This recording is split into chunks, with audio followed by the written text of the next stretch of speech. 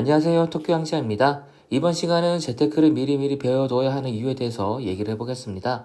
아시는 분들이 계시겠지만 저는 얼마 전부터 엔터회사의 경영지원 팀장으로 출근을 하고 있습니다. 꼭 한번 일해보고 싶었던 분야가 엔터 쪽과 호텔 쪽이었는데 엔터 쪽에 입사할 기회가 생겨서 근무를 시작하고 있습니다. 그런데 입사를 하고 보니까 팀원들의 나이가 많이 어린 편이더라고요. 94년생 1명과 99년생 2명이 있었습니다. 3명 모두 여직원이고요. 94년생 직원은 곧 결혼을 하는데 남편이 아파트 청약을 받아서 이미 입주를 해서 살고 있고 거기로 신혼집을 하기로 결정을 했다고 합니다. 그런데 위치가 지방 중소도시더라고요. 왜 그런 지역에 청약을 했냐고 하니까 남편이 연고지였고 주변에서 청약해보라고 해서 설마 되겠어라는 생각으로 청약을 넣고 얼떨결에 당첨이 됐다고 하더라고요. 다른 여직원 2명은 재테크에 대해서는 별로 관심이 없었습니다. 제가 재테크 책을 쓴 얘기를 해도 별다른 반응을 보이지 않았었습니다. 하지만 제가 20년 넘게 투자를 해오고 수저로 살아오면서 좌절도 느끼고 주변의 부모에게 돈을 물려받은 사람들을 보면서 느낀 게 진짜부터 우리 부모가 제대로 된 것에 투자를 했더라면이라는 아쉬움이죠. 예를 들어 보겠습니다. 이전 회사 동기 중에 개포동에 집을 샀던 동기가 있습니다. 부모님이 개포동에 살고 있어서 자기도 취업을 하자마자 주공아파트를 10년 전에 샀다고 하더라고요. 당시에는 개도 포기한 동네라서 개포동이라 불렸었는데 지금은 어떤가요? 개포동에 재건축된 아파트가 20억이 넘어가고 있죠. 그렇다면 이 동기 집안의 자산은 어떻게 됐을까요? 기존 부모님 집과 이 친구 집을 합하면 지금은 40억이 넘어가게 됩니다. 회사 생활 10년으로 월급으로 이걸 커버칠 수 있을까요?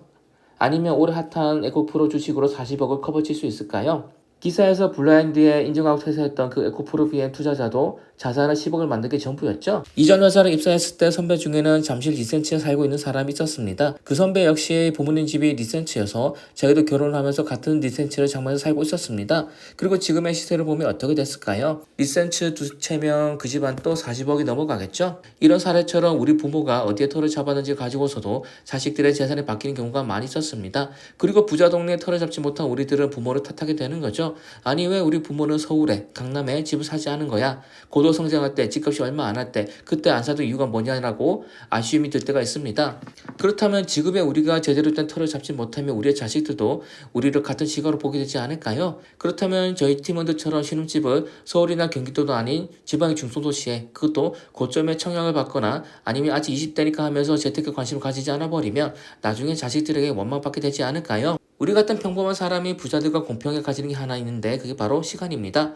우리가 재산이 많지 않다면 제대로 된 투자자를 찾아서 투자를 해야 하는 거고 또한 우리가 가진 시간이라는 자원도 제대로 활용할 수 있어야 되는 거죠. 40대가 되고서 제대로 된 투자처에 투자를 하는 것보다는 30대보다는 20대 투자를 하는 게 훨씬 유리한 건 당연한 얘기입니다.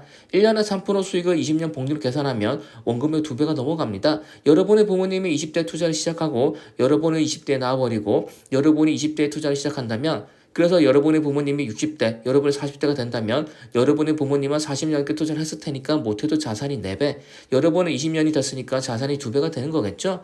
최신 투자 정보를 찾고 대박 정보를 노리는 게 아니라 1년에 3%라는 적금 이자 수준의 수익만 노려도 이렇게 자산이 늘어나게 되는 겁니다. 그리고 제가 항상 강조를 하는 게 사람들은 자기가 항상 젊어 있는 줄 알고 또 자기가 항상 돈을 벌 수 있다고 착각을 한다는 겁니다. 하지만 현실은 그렇지 못합니다. 우리는 점점 나이를 먹어가게 되고 우리의 노동 생산력은 떨어지게 되는 거죠.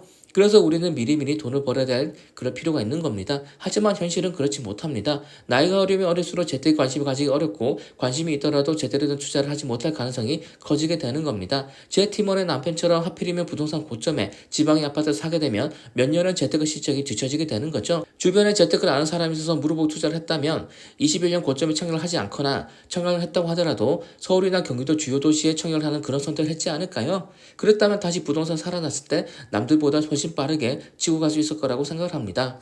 그리고 저는 부동산으로 꼭 돈을 벌어라고 하는 것도 아닙니다. 하락장에 신혼집을 저렴하게 줍줍하고 상승장에 팔고 그 차익으로 주식이나 코인을 넣어서 자산을 불리는 방법도 생각해 볼 수 있는 겁니다. 20대부터 그렇게 재테크 사이클을 타게 되면 40대 됐을 때는 자산이 어떻게 되어 있을까요? 출근하기 싫지만 억지로 출근하고 마음에 안 드는 상관에게도 웃어주며 하기도 싫은 약을 하는 그런 삶은 적어도 안 살게 될 겁니다.